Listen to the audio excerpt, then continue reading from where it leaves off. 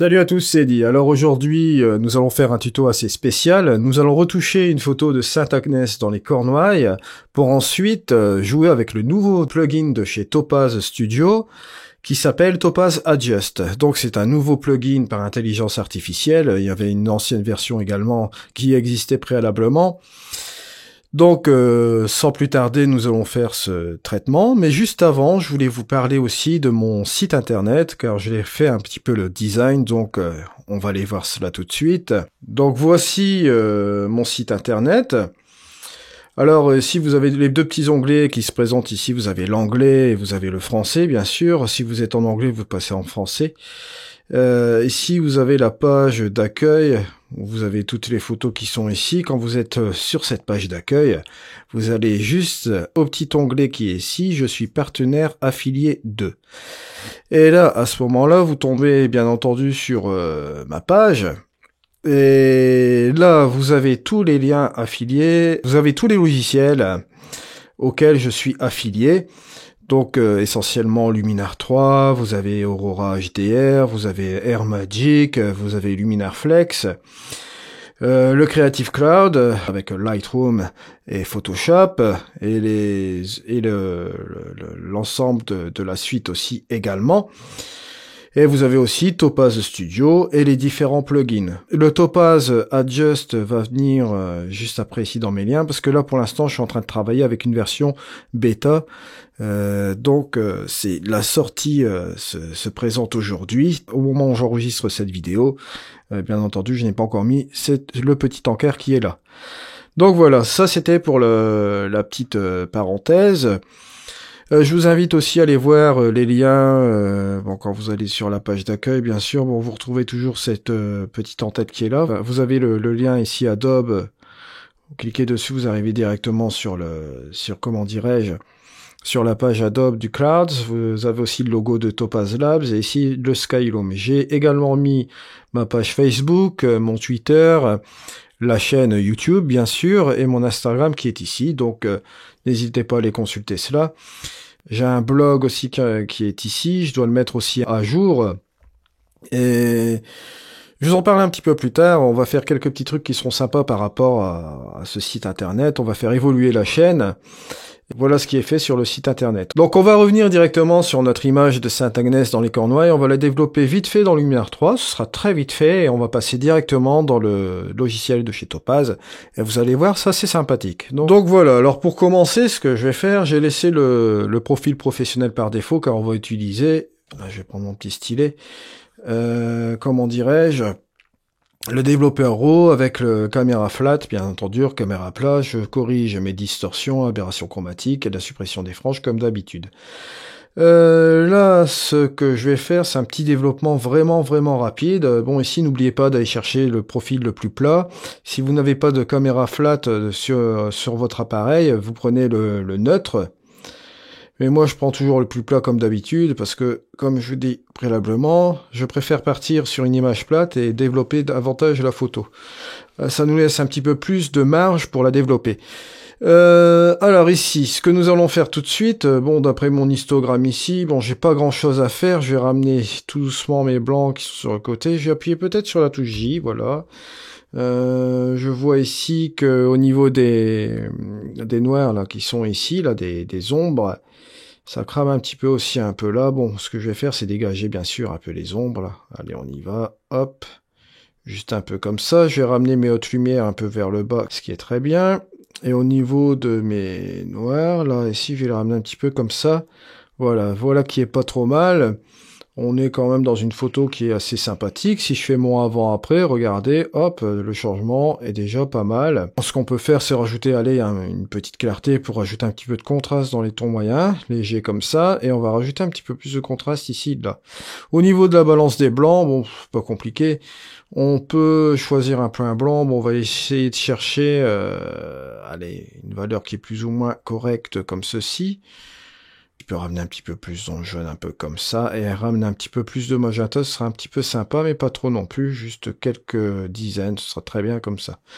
Donc température et magenta, voilà, qui est fait comme ceci. Si vous voulez baisser un petit peu l'exposition, vous pouvez le faire aussi également, pas beaucoup, mais juste un peu comme ça. Ça peut aider. Et ce qu'on peut faire, on peut embellir un petit peu le ciel, s'il y a raison de le faire aussi. Voilà, on va le faire juste un petit peu comme ça. Ah, ici, petit problème au niveau de ma photo, j'ai eu quelques soucis avec, comment dirais-je, avec mon capteur qui était sale, donc forcément, qu'est-ce qu'on va faire? On va les supprimer, cette petite tâche qui est ici, ça va prendre 2-3 minutes avec l'outil, donc ici je vais utiliser principalement le tampon de duplication, ce sera beaucoup plus simple. Donc voilà ce que vous pouvez faire, une sélection qui est ici, et on va, hop, enlever ce petit point qui est là. Hop, on va afficher plusieurs fois comme ça, c'est très bien. Voilà, juste un peu là. Hop. Un petit effet naturel comme ceci, et on appuie sur terminer, bien sûr. Voilà, donc nous avons terminé pour la partie Luminar 3. On va passer directement, bon là, ça se trouve ici directement dans les plugins. Donc vous allez ici dans édition, vous prenez le plugin, vous allez dans autre, et normalement, vous installez le Topaz Adjust qui est ici. Voilà. Voilà, comme je vous disais, là c'est la version bêta que j'ai ici. Donc ce n'est pas une version définitive. La version définitive normalement sort aujourd'hui au moment où je vous fais voir cette vidéo, parce que je l'ai enregistrée donc ce mardi, la veille. Alors ici ce que vous avez votre photo principale, et là vous avez tous vos contrôles qui sont ici, vous voyez, en standard ou en style HDR. Et vous avez une pile de presets qui sont là, vous allez voir. Voilà, alors ici, par exemple, si vous prenez le premier preset, vous avez cette simulation au niveau de votre image, regardez par rapport à l'original, vous voyez, qui était comme ceci, donc ça l'a un petit peu plus éclairci. Au niveau de la balance, vous avez le second qui est ici, vous voyez, Bright on Detail, bon, ça fait un effet un peu HDR comme ça. Maintenant, si vous trouvez cet effet assez sympathique, mais vous dites que c'est un petit peu trop fort, vous allez directement dans les contrôles. Et je vous conseille d'aller dans l'opacité, bien sûr, regardez, hop, vous pouvez enlever cet effet, vous pouvez en rajouter petit à petit, comme ça, et voilà qui est fait, hein. Vous pouvez rajouter un petit peu comme ça au niveau de l'effet, à 1, au niveau de l'opacité, vous pouvez rectifier aussi ces choses-là. Je reviendrai un petit peu juste après. Là, on va revenir encore sur les presets. Vous avez plusieurs styles, hein, le Dark Mode qui est comme ça, vous avez le Daylight qui est comme ceci,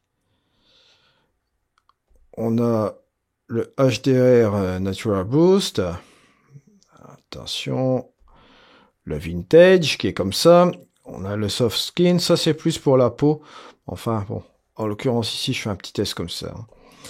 Ensuite vous avez les looks HDR, bon, ici Ansel en référence avec le fameux photographe connu avec son Dodge Burn en noir et blanc. Vous avez le Dark Mode, vous avez le Dynamic Night, vous voyez, tous différents styles comme ça, qui fait un petit style HDR en plus, avec votre photo, le Natural Boost, vous avez aussi le Sunset, bon ici bien sûr ça fait des halos, c'est normal parce que l'effet est généré à fond, donc c'est à vous à jouer un petit peu avec l'opacité comme ça, vous voyez, vous jouez tout doucement. Et vous pouvez jouer directement aussi avec les micro-contrastes, toutes ces choses-là, vous pouvez configurer. Vous allez voir, je vais vous le montrer un peu comme ça, vous voyez. Quand vous ajustez un petit peu tous ces micro-contrastes, les petits détails, vous les enlevez un petit peu comme ceci. Les détails assez larges, vous les enlevez aussi. Vous jouez sur les détails moyens comme ceci. Là, vous voyez que directement ça passe, hein, c'est pas trop mal aussi. Alors ici vous avez un effet de split toning aussi, hein. Vous connaissez le split toning, c'est à peu près la même chose que sur Lightroom, que sur Luminar 3, toutes ces choses-là. Vous voyez, vous pouvez rectifier la teinte comme ceci directement. Et vous pouvez aussi faire la balance entre les deux. Bien sûr, vous pouvez aussi rajouter du grain ici à la dernière chose.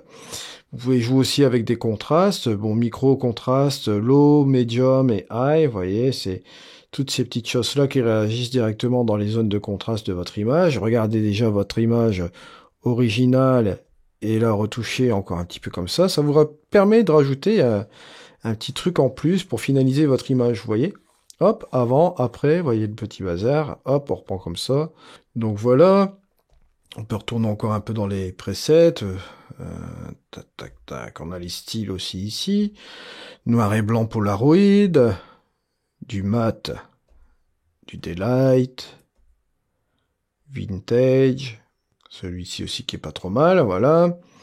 Après, vous avez des effets un petit peu plus soft, comme il l'indique. Voilà. Effet peinture, ça peut être marrant aussi. Le sépia. Voilà, puis ce dernier qui est là. Alors ensuite, j'en viens, justement. Vous pouvez aller dans les contrôles. Vous faites un reset, par exemple. Comme ceci. Vous voyez, on revient un petit peu à zéro sur ce niveau-là. Donc ici, vous pouvez jouer encore avec plus vos contrastes. Vous pouvez rejouer avec vos blancs et vos noirs. Vos highlights, la même chose aussi. Vous pouvez encore les baisser et tout. Vous pouvez encore rejouer sur la température, réchauffer, remettre ces choses-là, rebalancer encore la balance des blancs autrement, mettre plus de saturation dans ces couleurs, ou bien désaturer carrément, jouer bien entendu avec les différents contrastes dans les différentes zones de votre image, ça peut être très très intéressant.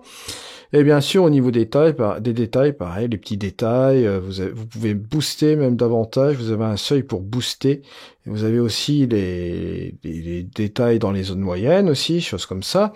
Ou bien les grands détails, vous voyez, comme ceci, et vous pouvez booster aussi également comme ceci. Ensuite, vous avez la possibilité aussi de faire une netteté en réduisant bien sûr les artefacts. Bon là, bien sûr, au niveau des détails, on peut voir que j'ai été très très loin parce que vous avez des halos qui commencent à se former ici. Hein. Vous savez, ces espèces de forme de lumière qui vient ici, là. Donc à vous, au niveau des détails, de réduire et de revenir justement dans une zone de détail, en choisir une des deux par exemple, peut-être un peu comme ça. C'est à vous de faire le dosage, de voir un peu. Hein. Comme je dis toujours, il faut être un petit peu plus prudent. Rectifier peut-être aussi au niveau des contrastes, ça va être un petit peu trop, peut-être comme ça. Et si vous voulez mettre du grain, hop, on peut mettre du grain, il n'y a pas de problème, regardez, ça c'est rigolo. Hop. Même de la couleur au niveau des grains, ça c'est marrant, quoi. Voilà. Ça, on aime ou on n'aime pas au niveau des grains, moi j'enlève. Mais ça peut être sympa pour simuler une vieille photo, par exemple. Donc voilà, ici, vous avez la version standard qui est ici. Et vous avez le HDR Style, vous voyez. Donc voilà, gardez à l'esprit que vous avez le standard et que vous avez le HDR. Et bien sûr, vous pouvez enlever toutes ces choses-là et jouer dans la méthode aussi un petit peu la plus traditionnelle. Donc c'est les deux presets que vous avez donc dans Topaz Adjust. Gardez à l'esprit aussi que vous avez aussi des presets qui sont ici, qui sont déjà faits. Et quand vous cliquez sur un preset, si vous voulez l'ajuster, il n'y a pas de problème, vous allez dans les contrôles. Donc je vous laisse le soin d'aller voir dans la description en dessous et d'aller voir sur mon site internet bien sûr. N'hésitez pas à utiliser mon code Edikinol pour une réduction de 15%.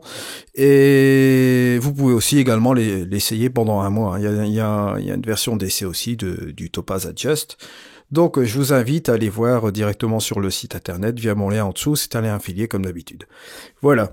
Vous avez donc constaté aujourd'hui que j'avais mon micro qui est installé ici, qui est accroché par un bras. J'ai fait un petit investissement sur Amazon pour ce petit bras-là pour le micro, pour avoir une meilleure prise sonore, parce que ces derniers temps j'avais un petit problème avec mon micro. Effectivement, je l'avais positionné sur une espèce de mini trépied et la position du son, ça n'allait pas du tout. Là maintenant, j'ai retrouvé un son correct, je suis vraiment content et ça va nous améliorer aussi pour les tutos. J'ai aussi également utilisé la webcam de mon ordinateur pour qu'on se voit un petit peu aussi, pour que ce soit un petit peu plus sympa pour faire les tutos. Au niveau de la chaîne, bien sûr, je suis en train de préparer toujours des tutoriels sur Luminar 3, sur Aura HDR. Bon, Aura HDR, j'avais fait une formation complète, mais point de vue créatif, au niveau plutôt graphique. Là, on va essayer de refaire un petit peu quelques workflows un petit peu plus naturels avec Aura HDR, parce qu'il y a toujours les deux possibilités, de jouer un petit peu plus graphique ou un petit peu plus naturel. Les deux sont toujours possibles. Et on en viendra aussi sur le digital blending, bien sûr aussi. Ça se travaille sur Photoshop. Et bien sûr, je vais peut-être amener aussi des tutoriels à travailler sur Photoshop et Luminar Flex, avec tous ces effets de filtres aussi qu'on peut utiliser, notamment les filtres de Topaz Labs, qui sont très intéressants et utilisants que Photoshop. Donc ce sera notre aussi optique aussi. Bien sûr, on reprendra aussi les petits tutoriels habituels, Luminar 3, seul, Lightroom seul, toutes ces choses-là.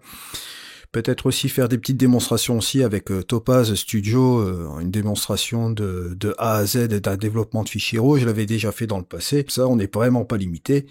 Ce qui est vraiment bien au niveau de ces logiciels, c'est qu'on a vraiment toute la créativité qu'on veut et on peut vraiment aller très très loin. Donc c'est très bien comme ça. Donc voilà, moi je vous laisse et je vous retrouve pour un prochain tuto. Je vous dis à la prochaine. Allez, au revoir.